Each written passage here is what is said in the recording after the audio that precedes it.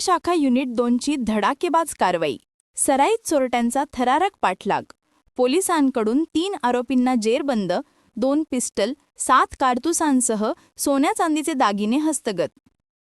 पिंपरी चिंचवड शहरातील वाढत्या घरफोडी आणि चोरीच्या गुन्ह्यांचा पर्दाफाश करण्यासाठी गुन्हे शाखेला विशेष आदेश देण्यात आले होते.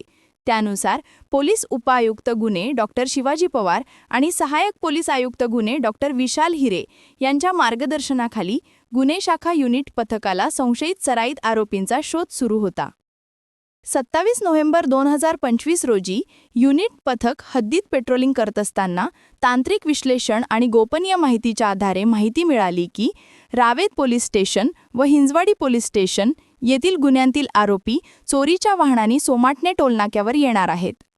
युनिट 2 पथकाने सापळा रचला असता पहाटे 5:30 सुमारास राखाडी रंगाची मारुती सुझुकी सिलॅरिओ MH14 JE 2628 दिसली.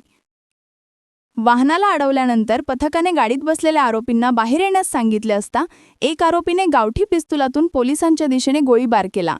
नेमक्या क्षणी पोलीस हवालदार राठोड यांनी प्रसंगावधान राखून आरोपीचे पिस्तूल हिसकावण्याचा प्रयत्न केला, त्यामुळे गोळी गाडीच्या टप्पावरून आरपार गेली. तत्परतेने पथकाने तिघांना पकडून जेरबंद केले.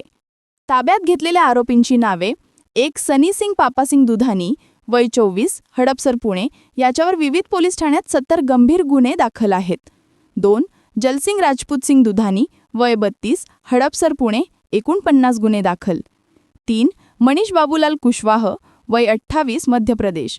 वाहनाची तपासणी केल्यावर 2 देशी बनावटीची पिस्तुले, 7 जिवंत काडतुसे, सोन्या चांदीचे दागिने आणि धारदार हत्यारे असा एकूण ₹8,80,000 किमतीचा मुद्देमाल जप्त करण्यात आला.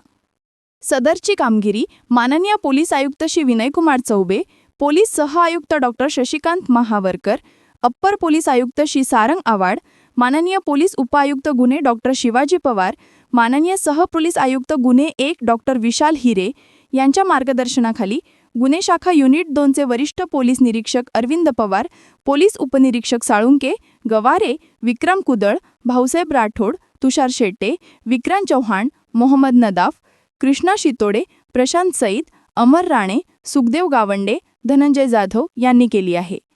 सिटी प्लस मराठीसाठी गणेश मोरे, पिंपरी चिंचवड.